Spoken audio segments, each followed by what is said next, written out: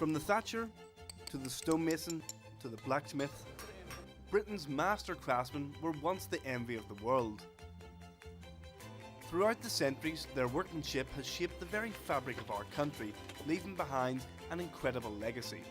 What you've got is medieval thatch, which is not just interesting in itself, but the details of it. Even today, there are still keepers of these crafts, men and women who've dedicated themselves to carrying these skills forward. I'm going to rotate it round, keeping the bevel on the work. In this series, complete beginners, passionate about learning these ancient trades, will be given an intensive education by some of these experts. How does this compare with the sort of pace they have to go at? Remarkably slow. Right. But can a complete novice grasp these skills and unlock the secrets required to master the craft? If the work's wrong and not fit for purpose, as it were, it'll have to be removed. And will they ultimately gain the talent to create something of real and lasting beauty? It's a real honour, really, to be able to lay a thatch on a piece of history.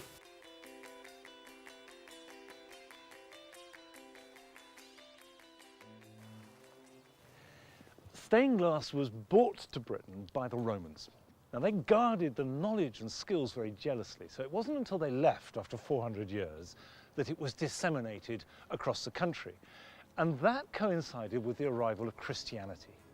So from the outset, stained glass was portrayed in the great churches and cathedrals of the country. These poor men's Bibles, designed to gloriously communicate gospel stories to a largely illiterate congregation, are masterpieces of storytelling and beauty dating back 1,000 years. And the same techniques that created these windows were picked up by the Victorians to illuminate their town halls and grand civic buildings, the secular cathedrals of the industrial age. But today, stained glass is in decline once more. Grand windows are rarely commissioned, and the craft involved in making them is employed more in the service of restoring masterworks of the past than creating new ones for the future, which I think is a terrible shame. My first experiences of stained glass windows came when I was a child sitting in church, which I had to go to every Sunday, and seeing these saints with slightly pained expressions, but with wonderful light streaming through them and the colours as they're reflected. And the colours would pick up on the white walls of the church. I can remember it very clearly. And then as I got older, I was taken to cathedrals, and I remember going to Notre Dame and seeing these extraordinary windows. But to be honest, I never really thought how they were made, and I don't know to this day. So one of the really interesting things for me will be to learn myself just how this is done and the background to them. And the person who's going to lead us through this craft is Sophie Hussain. She's been working in stained glass for nearly 20 years, and in that time has done everything from full-scale windows to restoration work. She usually works alone. For the next 6 weeks, she'll be taking on 3 apprentices and attempting to pass on the secrets of this ancient craft. Hello? Sophie, I found you. How are you? Nice to be here. I want to know what you're expecting from this group. Right. And you know, they've got 6 weeks, which is not terribly long, is it? It's not really, no. Where are they going to get to after 6 weeks? Well, if they don't meander off the route and know their limitations, after knowing all the tools and all, you know, the ways that we can change the surface of glass, they ought to be able to make a commission in a professional way. And are you going to work them hard? I have to, you know, we only have 6 weeks.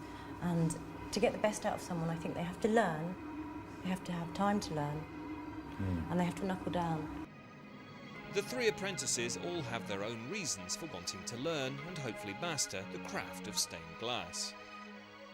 67-year-old Val spent her life bringing up children and putting herself last. But since her kids flew the nest, she's been on a personal journey of self-expression. Life without art, I cannot imagine. It's as important almost as breathing. Val left school early after failing her 11 plus and always felt the keen lack of an education that might have allowed her artistic instincts to flourish. Being trained by a master craftsman is something I've always wanted. Dreamt of, never thought would happen. So it will be absolutely marvellous if I accomplish something really wonderful. James is in his final year of a 6-year architecture degree. He's specialising in glass and is fascinated by stained glass and how it could be applied in modern design. It's very rare you see kind of a beautiful piece of modern stained glass, especially kind of in the architectural world, in the built environment. And what I'm interested in is how can I learn these traditional things and contemporise it so it's viable for a new type of architecture. Abby has been interested in the graphic arts all her life. For me, stained glass has got these fantastic connotations of religion and history, and of course it's got a big fat illustrator's black rhubarb and custard outline. She quit her job as an A-level graphic design teacher 2 years ago to have her daughter, Zuzu. Here we go. She's hoping this intensive experience might open a door into a new career.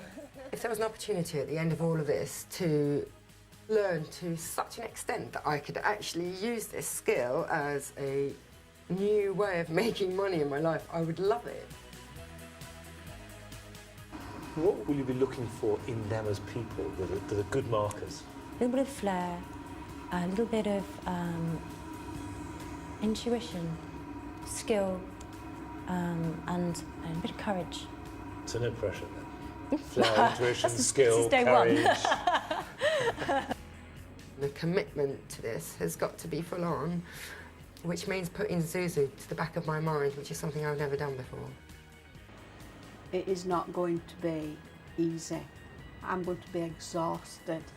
But there is no way will I fail at stained glass.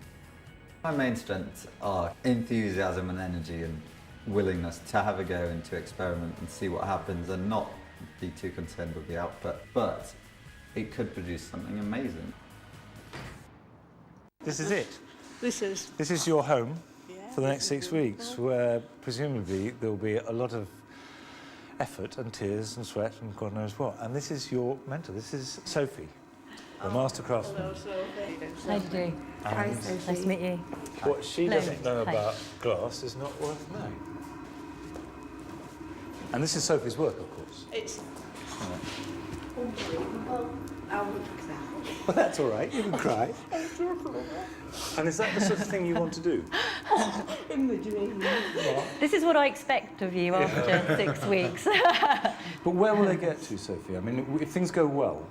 I think at the end of the project, I think you'll be able to make something in glass, for sure.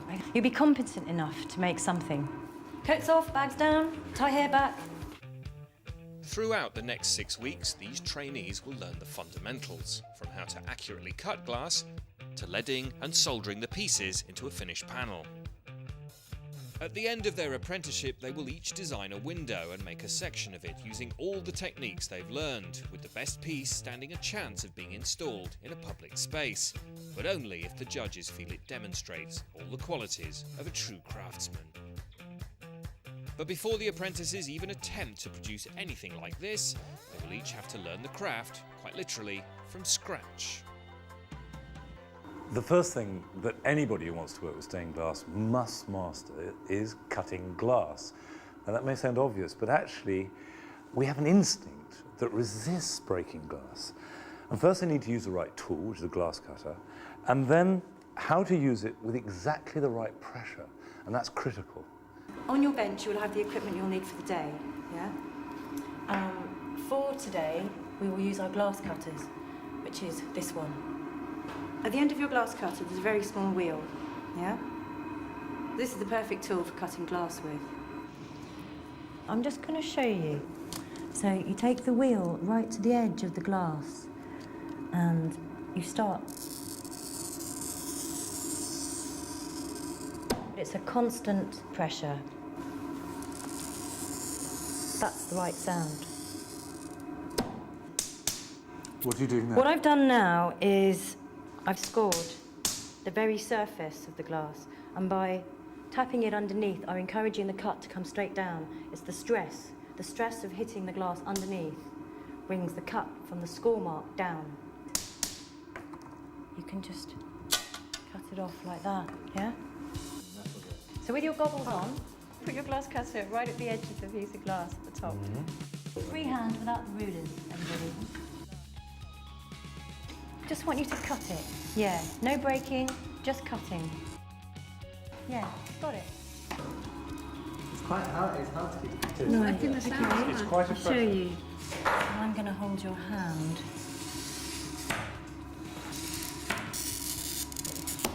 Yeah? Yeah. Do you feel the pressure, the difference? Yes, yeah.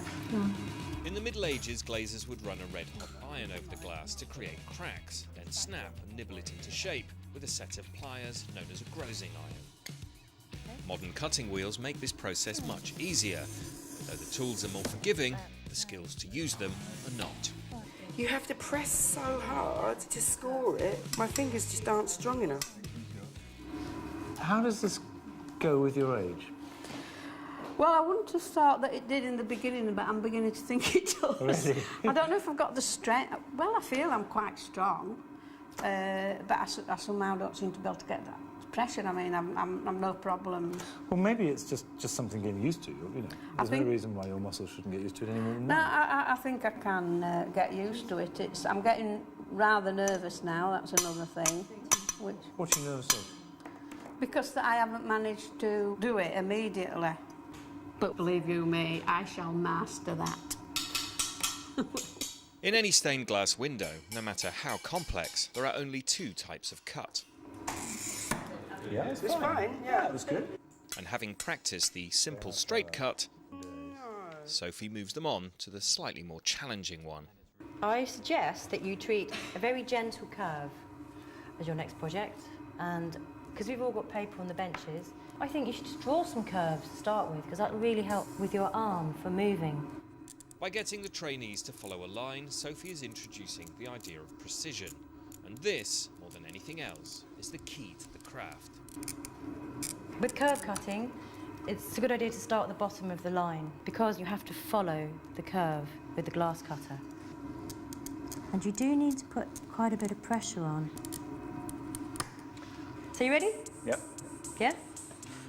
A stained glass window is a jigsaw of individual pieces held together by lead.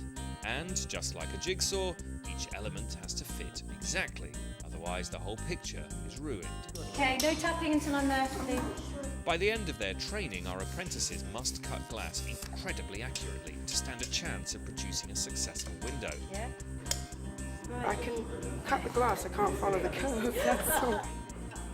The only way to attain that is practice. I can feel where it's gone wrong. Yeah. And occasionally on some of them you can kind of see where the pressure's released and you don't get that constant cut, and then it's really hard to snap. It'll come.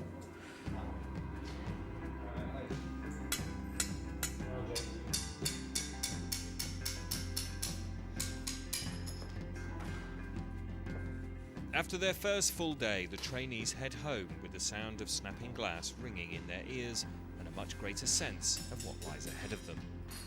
It doesn't always seem under control with me, and I don't think it is yet. Kind of the tapping of the glass and actually keeping the constant pressure, I think, is kind of a skill. It'll take a while. For the next 6 weeks, Val and Abby will be flat sharing and coping with the additional challenge of being away from their home and loved ones. Well, my first day has been a roller coaster ride. I found it quite difficult at times.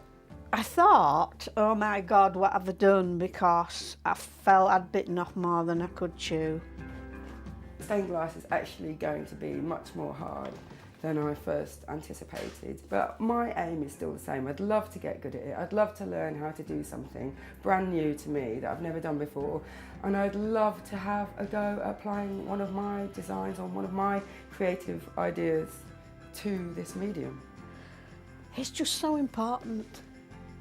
I've got a chance in a lifetime to do some incredible work. And it's just quite frightening, really.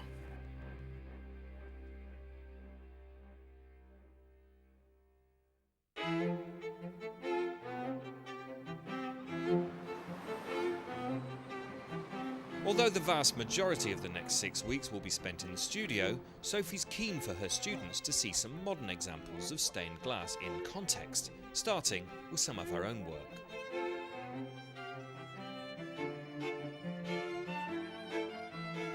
we haven't had a look at any of Sophie's work in situ up to now, so it's interesting for me, especially to see kind of how she relates it to surroundings. It's fantastic. I can imagine. There was nothing there before, it was just a wall. Touch it, please go up and have a look. I think it's really fantastic when somebody can make a living doing the thing they love.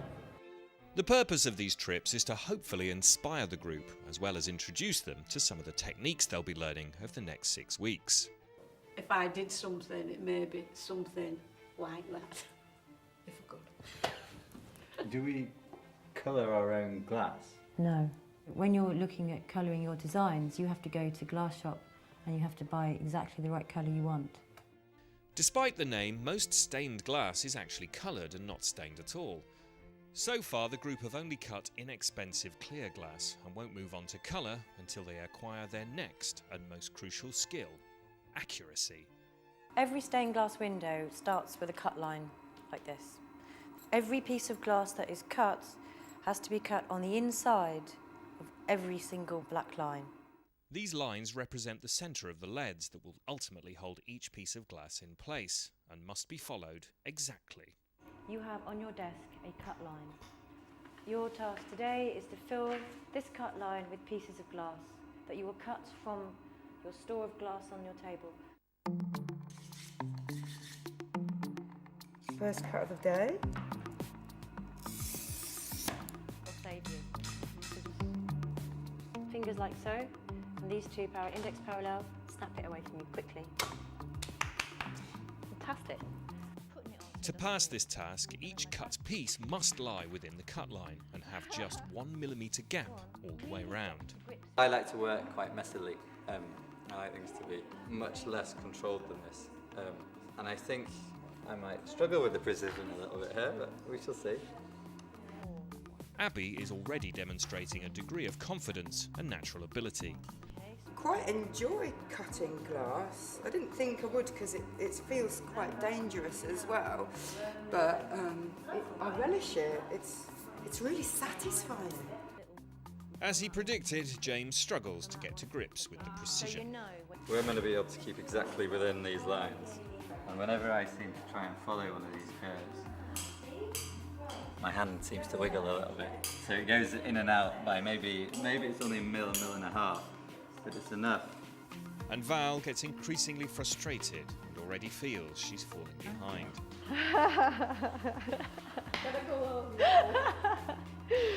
It is stressful. There's an awful lot to learn, and because there's other students who seem to have grasped it now, for me, that is added pressure. That is where I want your wheel, and then just slowly all the way, okay? Can you see? Go on. Keep going, keep going, keep going. She's finding it a little bit more problematic than the others. But she wants to do it, and there's so much drive in there to, complete this task that I think she will get there in the end. Go on, keep going, keep going. There, excellent.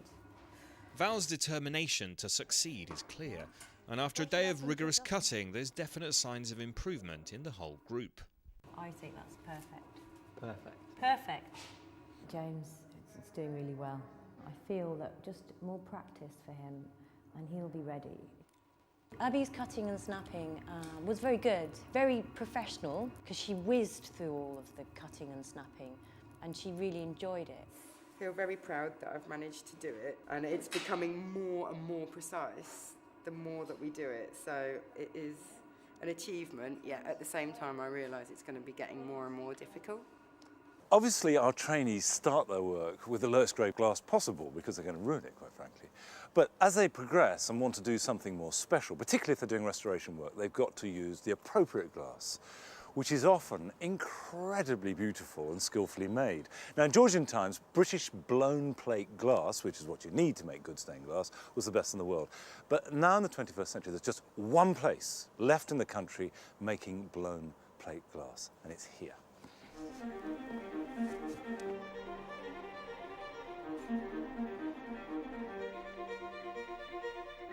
Modern processes produce perfect glass, but perfection is not necessarily what the artist wants. and hand-blown glass has particular qualities. It has flaws and movement that catch the light and seem to hold it. Glass is coloured or stained with minerals, and this is a technique that's been used since medieval times. So you can see that this sheet of blue glass, which is coloured with cobalt, has this incredibly rich blue, and you can see the imperfections in it, which give it life. Down here, we've got the most valuable glass of all, which is pink glass. And that's because you get pink from using gold. I've got another piece here, which has got gold and pink running through it, the two colours mixed. And again, you can see these imperfections on it. Only human beings can do that. This is all about handmade skills and the eye and the hand working together with precious materials to make something everlastingly beautiful. Every pane of glass is produced using traditional methods that date back to the Middle Ages. And they start life here as molten glass in a kiln known as a bosch. This is called gathering. So that's gathering, right? Gathering. The ball is your foundation. Right. Once the ball is gathered, it is blown to gradually expand it. That is unbelievable. You're blowing up a balloon of glass.